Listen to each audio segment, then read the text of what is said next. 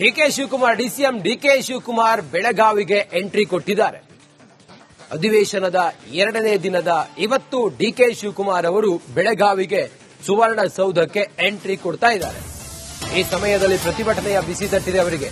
ಬೆಳಗಾವಿಗೆ ಎಂಟ್ರಿ ಕೊಟ್ಟ ಡಿಕೆ ಶಿವಕುಮಾರ್ ಬೆಳಗಾವಿಗೆ ಕಾಲಿಡ್ತಾ ಇದ್ದಂತೆ ಮೊಳಗಿದ ಡಿಕೆ ಶಿವಕುಮಾರ್ ಅವರ ಪರವಾದ ಘೋಷಣೆ. ಡಿಕೆ ಶಿವಕುಮಾರ್ ಅವರ ಪರವಾದ ಘೋಷಣೆ. ಡಿಕೆಶಿ ಮುಂದಿನ ಸಿಎಂ ಅಂತ ಹೇಳಿ ಘೋಷಣೆ ಕೂಗಿದ್ದಾರೆ.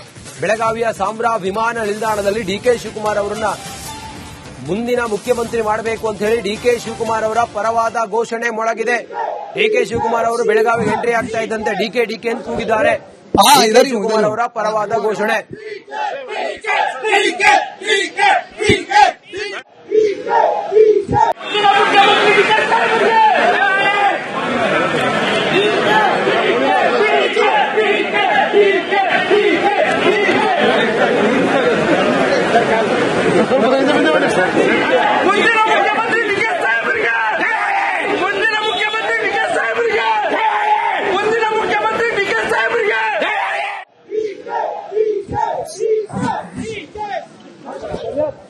इधर ही हूँ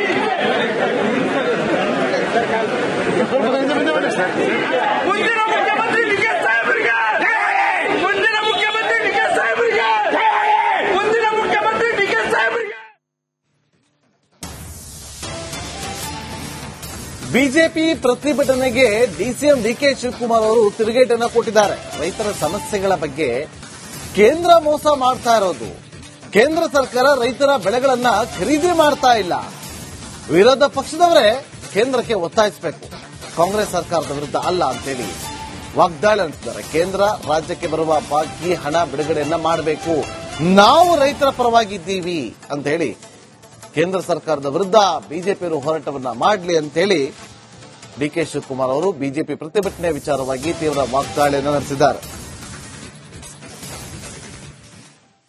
ಮಾಡಿದ್ದೀವಿ, ಸಕ್ಕರೆಗೂ ಯಾಕೆ ಜಾಸ್ತಿ ಮಾಡ್ತಾ ಇಲ್ಲ,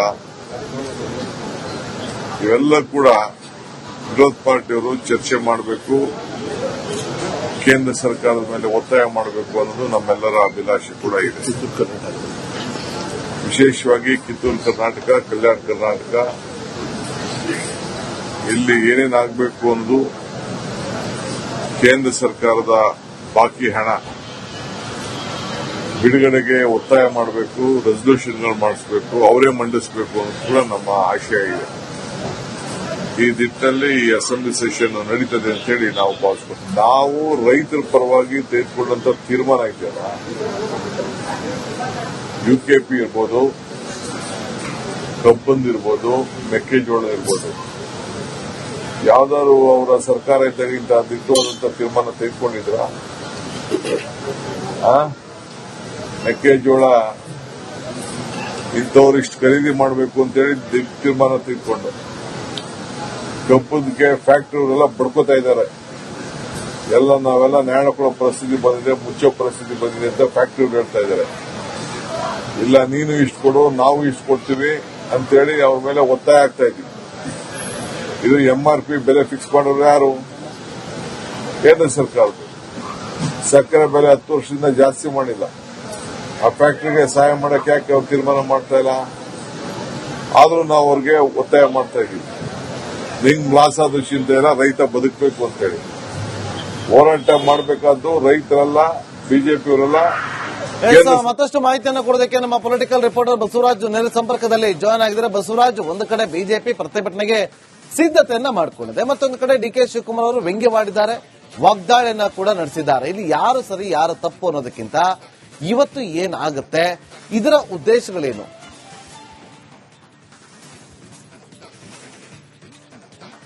ಖಂಡಿತ ನಾಗೇಂದ್ರ ಬಾಬು, ರಾಜ್ಯದಲ್ಲಿ ರೈತರ ಸಮಸ್ಯೆಗಳನ್ನ ರಾಜ್ಯ ಸರ್ಕಾರವೇ ಕೇಳಬೇಕು, ಅದನ್ನ ಕೇಂದ್ರ ಸರ್ಕಾರದ ಬಳಿ ತೆಗೆದುಕೊಂಡೋಗಿ ಬಗೆಹರಿಸಿಕೊಂಡು ಬರಬೇಕಾದಂತ ಕೆಲಸವನ್ನು ಮಾಡಬೇಕು ಮತ್ತು ರಾಜ್ಯದ ಸಂಸದರು ಕೂಡ ಇದಕ್ಕೆ ಪೂರಕವಾದಂತ ಕೆಲಸಗಳನ್ನ ಮಾಡಬೇಕು. ಸರ್ವಪಕ್ಷ ನಿಯೋಗ ಸೇರಿದಂತೆ ಕೇಂದ್ರದ ಮಂತ್ರಿಗಳನ್ನ ಭೇಟಿ ಮಾಡುವಂತ ಕೆಲಸಗಳು ಕೂಡ ಇಲ್ಲಿಂದ ಆಗಬೇಕು. ಆದ್ರೆ ಕಳೆದ ಒಂದೂವರೆ ವರ್ಷದಿಂದ ಯಾವುದೇ ಸರ್ವಪಕ್ಷ ನಿಯೋಗಗಳು ರಾಜ್ಯದಿಂದ ಹೋಗ್ತಾ ಇಲ್ಲ ಅನ್ನುವಂಥದ್ದು ಇದು ವಿಪರ್ಯಾಸ. ಯಾಕಂದ್ರೆ ಕಳೆದ ಒಂದೂವರೆ ವರ್ಷದಿಂದ ನಾವು ಪ್ರಯತ್ನ ಮಾಡ್ತಾ ಇದ್ರು, ವಿಪಕ್ಷಗಳು ಸಹಕರಿಸಲಿಲ್ಲ ಅಂತ ಆಡಳಿತ ಪಕ್ಷದವರು ಹೇಳ್ತಾರೆ.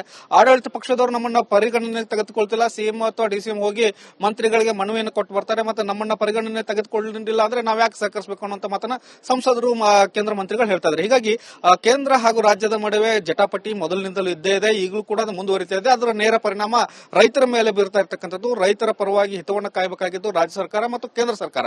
ಆದ್ರೆ ಇವರಿಬ್ಬರ ಜಟಾಪಟಿಯಿಂದಾಗಿ ರೈತರು ಇವತ್ತು ಬಡವರಾಗ್ತಾ ಇದ್ದಾರೆ. ಒಂದು ಕಬ್ಬಿನ ಬೆಲೆ ನಿಗದಿ ಇರಬಹುದು, ಇನ್ನೊಂದು ಮೆಕ್ಕೆಜೋಳದ ಇರತಕ್ಕಂಥ ಸಮಸ್ಯೆ ಇರಬಹುದು, ಮತ್ತು ನೀರಾವರಿ ಸಮಸ್ಯೆಗಳು, ಅಂತಾರಾಜ್ಯ ಜಲ ಸಮಸ್ಯೆಗಳೇನಿದಾವೆ ಅವನ್ನೆಲ್ಲವೂ ಕೂಡ ಬಗೆಹರಿಸಬೇಕಾಗಿರ್ತಕ್ಕಂಥದ್ದು. ಎರಡೂ ಸರ್ಕಾರಗಳು ಕೂತು ಪರಸ್ಪರ ಕೋರ್ಟಿನಲ್ಲಿರ್ತಕ್ಕಂಥ ವ್ಯಾಜ್ಯಗಳನ್ನ ಬಗೆಹರಿಸಬೇಕಾಗಿತ್ತು. ಆದ್ರೆ ಜಟಾಪಟಿಗೆ ಬಿದ್ದಂತ ಕಾಣಿಸ್ತಾ ಇವೆ. ಅಲ್ಲಿ ಕೇಂದ್ರದಲ್ಲಿ ಬಿಜೆಪಿ, ಇಲ್ಲಿ ರಾಜ್ಯದಲ್ಲಿ ಕಾಂಗ್ರೆಸ್ ಸರ್ಕಾರ ಇರೋದ್ರಿಂದ ಸಹಜವಾಗಿ ವಿರೋಧ ಪಕ್ಷಗಳಾಗಿದ್ದಾವೆ. ಕೇಂದ್ರದ ಮೇಲೆ ಇವರು ಆರೋಪ ಮಾಡ್ತಾರೆ, ಕೇಂದ್ರದ ರಾಜ್ಯದ ಮೇಲೆ ಆರೋಪ ಮಾಡ್ತಾರೆ. ಇದರಿಂದ ರಾಜ್ಯದಲ್ಲಿ ಇರತಕ್ಕಂಥ ಜಲವಂತ ಸಮಸ್ಯೆಗಳಾಗಿ ಉಳಿದಿದೆ ಹೊರತು ಬಗೆಹರಿಸುವಂತ ಕೆಲಸಗಳಾಗ್ತಾ ಇಲ್ಲ. ಹೀಗಾಗಿ ಇವತ್ತು ದೊಡ್ಡ ಮಟ್ಟದ ಪ್ರತಿಭಟನೆ ಬೆಳಗಾವಿಯಲ್ಲಿ ಆಗ್ತಾ ಇದೆ. ಅದಕ್ಕೆ ಬಿಜೆಪಿ ಸಾಥ್ ಕೊಡ್ತಾ ಇದೆ. ಒಂದಷ್ಟು ವಿಧಾನಸೌಧಕ್ಕೂ ಮುತ್ತಿಗೆ ಹಾಕುವಂತ ಕೆಲಸಗಳು ಆದ್ರೂ ಆಗಬಹುದು. ಜೊತೆಗೆ ಈ ಪ್ರತಿಭಟನೆ ಒಂದು ರಾಜ್ಯ ರೈತರಿಗೆ ಒಂದು ಸಂದೇಶವನ್ನು ಕೊಡ್ತಕ್ಕಂಥದ್ದು. ಇದು ಇನ್ನೊಂದಷ್ಟು ದಿನಗಳ ಕಾಲ ಮುಂದೆ ಜ್ವಾಲೆಯಾಗಿ ಕೂಡ ಬೆಂಗಳೂರು ಕೂಡ ಹರಡುವಂತ ಸಾಧ್ಯತೆ ಇದ್ದಾವೆ. ಹೀಗಾಗಿ ರಾಜ್ಯ ಸರ್ಕಾರ ಇದನ್ನು ಇಲ್ಲಿಗೆ ಕಡಿವಾಣ ಹಾಕಿ ರೈತರಿಗೆ ಒಂದು ಸಮಸ್ಯೆಯನ್ನು ಬಗೆಹರಿಸುವಂತ ಕೆಲಸವನ್ನು ಮಾಡುತ್ತಾ ಅಥವಾ ಉಡಾಪೆಯಿಂದ ಕೇಂದ್ರದ ಮೇಲೆ ಒಂದು ಬೊಟ್ಟು ತೋರಿಸಿ ಮತ್ತೆ ರೈತರನ್ನ ಮತ್ತಷ್ಟು ರೊಚ್ಚಿಗೆಬ್ಬಿಸುವಂತ ಕೆಲಸ ಆಗುತ್ತಾ ಅನ್ನೋದನ್ನ ಕಾದು ನೋಡಬೇಕಾಗುತ್ತೆ. ನಗರ ಬಾಬು, ಥ್ಯಾಂಕ್ ಯು ಬಸವರಾಜ್, ನಿಮ್ಮೆಲ್ಲ ಮಾಹಿತಿಗಾಗಿ.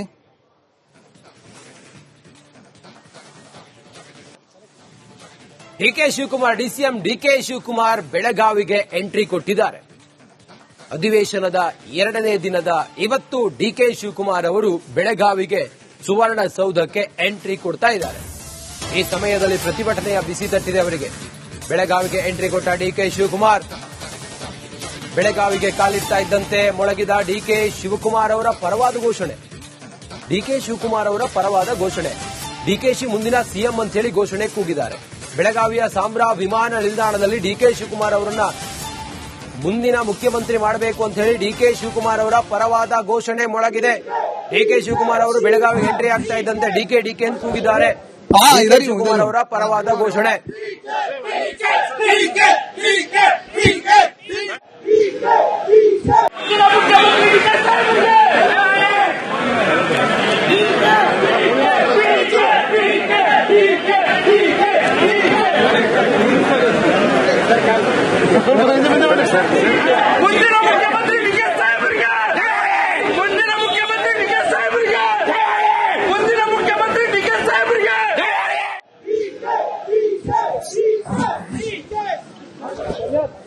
इधर ही हूँ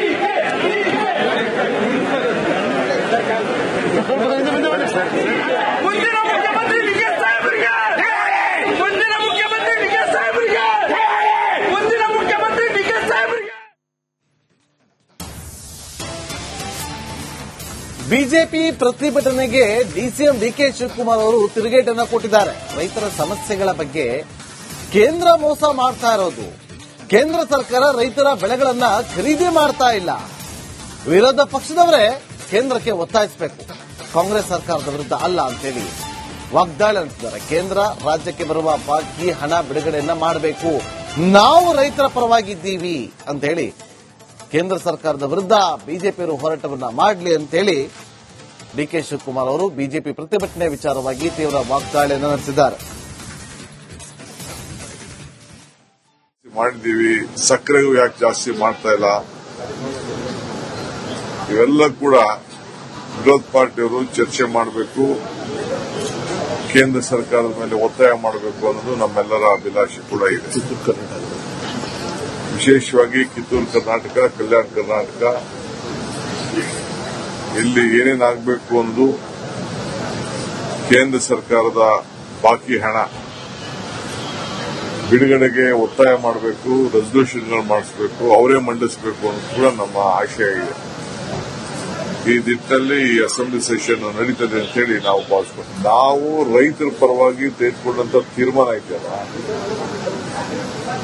ಯುಕೆಪಿ ಇರ್ಬೋದು, ಕಬ್ಬಂದು ಇರ್ಬೋದು, ಮೆಕ್ಕೆಜೋಳ ಇರ್ಬೋದು, ಯಾವ್ದಾದ್ರು ಅವರ ಸರ್ಕಾರ ಇದ್ದಾಗ ಇಂಥ ದಿಟ್ಟವಾದಂತ ತೀರ್ಮಾನ ತೆಗೆದುಕೊಂಡಿದ್ರ? ಮೆಕ್ಕೆಜೋಳ ಇಂಥವ್ರು ಇಷ್ಟು ಖರೀದಿ ಮಾಡಬೇಕು ಅಂತೇಳಿ ತೀರ್ಮಾನ ತೆಗೆದುಕೊಂಡು, ಕಬ್ಬದಕ್ಕೆ ಫ್ಯಾಕ್ಟರಿಗಳೆಲ್ಲ ಬಡ್ಕೋತಾ ಇದ್ದಾರೆ. ನಾವೆಲ್ಲ ನ್ಯಾಯ ಕೊಡೋ ಪರಿಸ್ಥಿತಿ ಬಂದಿದೆ, ಮುಚ್ಚೋ ಪರಿಸ್ಥಿತಿ ಬಂದಿದೆ ಅಂತ ಫ್ಯಾಕ್ಟರಿಗಳು ಹೇಳ್ತಾ ಇದ್ದಾರೆ.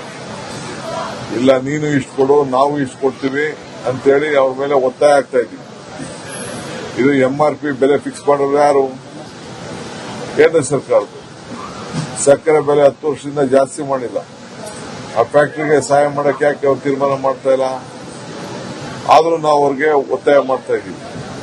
ನಿಂಗ್ ಲಾಸ್ ಆದ ಚಿಂತೆ ಇಲ್ಲ, ರೈತ ಬದುಕಬೇಕು ಅಂತೇಳಿ ಹೋರಾಟ ಮಾಡಬೇಕಾದ್ದು ರೈತರೆಲ್ಲ, ಬಿಜೆಪಿಯವರೆಲ್ಲ. ಮತ್ತಷ್ಟು ಮಾಹಿತಿಯನ್ನು ಕೊಡೋದಕ್ಕೆ ನಮ್ಮ ಪೊಲಿಟಿಕಲ್ ರಿಪೋರ್ಟರ್ ಬಸವರಾಜ್ ನೇರ ಸಂಪರ್ಕದಲ್ಲಿ ಜಾಯ್ನ್ ಆಗಿದ್ದಾರೆ. ಬಸವರಾಜ್, ಒಂದು ಕಡೆ ಬಿಜೆಪಿ ಪ್ರತಿಭಟನೆಗೆ ಸಿದ್ಧತೆಯನ್ನ ಮಾಡಿಕೊಂಡಿದೆ, ಮತ್ತೊಂದು ಕಡೆ ಡಿ ಕೆ ಶಿವಕುಮಾರ್ ಅವರು ವ್ಯಂಗ್ಯವಾಡಿದ್ದಾರೆ, ವಾಗ್ದಾಳಿಯನ್ನ ಕೂಡ ನಡೆಸಿದ್ದಾರೆ. ಇಲ್ಲಿ ಯಾರು ಸರಿ ಯಾರು ತಪ್ಪು ಅನ್ನೋದಕ್ಕಿಂತ ಇವತ್ತು ಏನಾಗುತ್ತೆ, ಇದರ ಉದ್ದೇಶಗಳೇನು?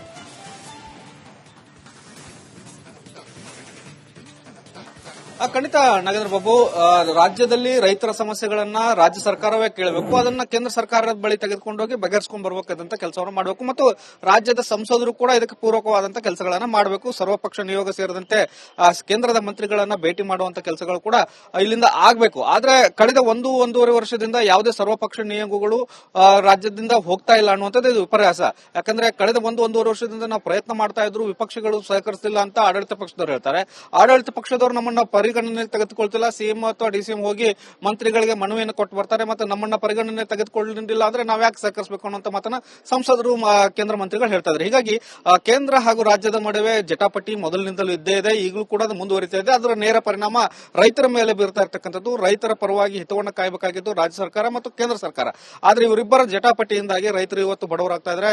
ಒಂದು ಕಬ್ಬಿನ ಬೆಲೆ ನಿಗದಿರಬಹುದು, ಇನ್ನೊಂದು ಮೆಕ್ಕೆಜೋಳದ ಇರತಕ್ಕಂಥ ಸಮಸ್ಯೆ ಇರಬಹುದು, ಮತ್ತು ನೀರಾವರಿ ಸಮಸ್ಯೆಗಳು, ಅಂತಾರಾಜ್ಯ ಜಲ ಸಮಸ್ಯೆಗಳೇನಿದೆ ಅವನ್ನೆಲ್ಲವೂ ಕೂಡ ಬಗೆಹರಿಸಬೇಕಾಗಿರ್ತಕ್ಕಂಥದ್ದು. ಎರಡೂ ಸರ್ಕಾರಗಳು ಕೂತು ಪರಸ್ಪರ ಕೋರ್ಟ್ನಲ್ಲಿ ಇರತಕ್ಕಂಥ ವ್ಯಾಜ್ಯಗಳನ್ನ ಬಗೆಹರಿಸಬೇಕಾಗಿತ್ತು. ಆದ್ರೆ ಜಟಾಪಟಿಗೆ ಬಿದ್ದಂತ ಕಾಣಿಸ್ತಾ ಇವೆ. ಅಲ್ಲಿ ಕೇಂದ್ರದಲ್ಲಿ ಬಿಜೆಪಿ, ಇಲ್ಲಿ ರಾಜ್ಯದಲ್ಲಿ ಕಾಂಗ್ರೆಸ್ ಸರ್ಕಾರ ಇರೋದ್ರಿಂದ ಸಹಜವಾಗಿ ವಿರೋಧ ಪಕ್ಷಗಳಾಗಿದ್ದಾವೆ. ಕೇಂದ್ರದ ಮೇಲೆ ಇವರು ಆರೋಪ ಮಾಡ್ತಾರೆ, ಕೇಂದ್ರದವರು ರಾಜ್ಯದ ಮೇಲೆ ಆರೋಪ ಮಾಡ್ತಾರೆ. ಇದರಿಂದ ರಾಜ್ಯದಲ್ಲಿ ಇರತಕ್ಕಂಥ ಜಲವಂತ ಸಮಸ್ಯೆಗಳು ಸಮಸ್ಯೆಗಳಾಗಿ ಉಳಿದಿದೆ ಹೊರತು ಬಗೆಹರಿಸುವಂತ ಕೆಲಸಗಳಾಗ್ತಾ ಇಲ್ಲ. ಹೀಗಾಗಿ ಇವತ್ತು ದೊಡ್ಡ ಮಟ್ಟದ ಪ್ರತಿಭಟನೆ ಬೆಳಗಾವಿಯಲ್ಲಿ ಆಗ್ತಾ ಇದೆ. ಅದಕ್ಕೆ ಬಿಜೆಪಿ ಸಾಥ್ ಕೊಡ್ತಾ ಇದೆ. ಒಂದಷ್ಟು ವಿಧಾನಸೌಧಕ್ಕೂ ಮುತ್ತಿಗೆ ಹಾಕುವಂತ ಕೆಲಸಗಳು ಆದ್ರೂ ಆಗಬಹುದು. ಜೊತೆಗೆ ಈ ಪ್ರತಿಭಟನೆ ಒಂದು ರಾಜ್ಯ ರೈತರಿಗೆ ಒಂದು ಸಂದೇಶವನ್ನು ಕೊಡ್ತಕ್ಕಂಥದ್ದು. ಇದು ಇನ್ನೊಂದಷ್ಟು ದಿನಗಳ ಕಾಲ ಮುಂದೆ ಜ್ವಾಲೆಯಾಗಿ ಕೂಡ ಬೆಂಗಳೂರಿಗೆ ಕೂಡ ಹರಡುವಂತ ಸಾಧ್ಯತೆ ಇದ್ದಾವೆ. ಹೀಗಾಗಿ ರಾಜ್ಯ ಸರ್ಕಾರ ಇದನ್ನು ಇಲ್ಲಿಗೆ ಕಡಿವಾಣ ಹಾಕಿ ರೈತರಿಗೆ ಒಂದು ಸಮಸ್ಯೆಯನ್ನು ಬಗೆಹರಿಸುವಂತ ಕೆಲಸವನ್ನು ಮಾಡುತ್ತಾ ಅಥವಾ ಉಡಾಪೆಯಿಂದ ಕೇಂದ್ರದ ಮೇಲೆ ಒಂದು ಬಟ ತೋರಿಸಿ ಮತ್ತೆ ರೈತರನ್ನ ಮತ್ತಷ್ಟು ರೊಚ್ಚಿಗೆಬ್ಬಿಸುವಂತ ಕೆಲಸ ಆಗುತ್ತಾ ಅನ್ನೋದನ್ನ ಕಾದು ನೋಡಬೇಕಾಗುತ್ತೆ. ನಾಗೇಂದ್ರ ಬಾಬು, ಥ್ಯಾಂಕ್ ಯು ಬಸವರಾಜ್, ನಿಮ್ಮೆಲ್ಲ ಮಾಹಿತಿಗಾಗಿ.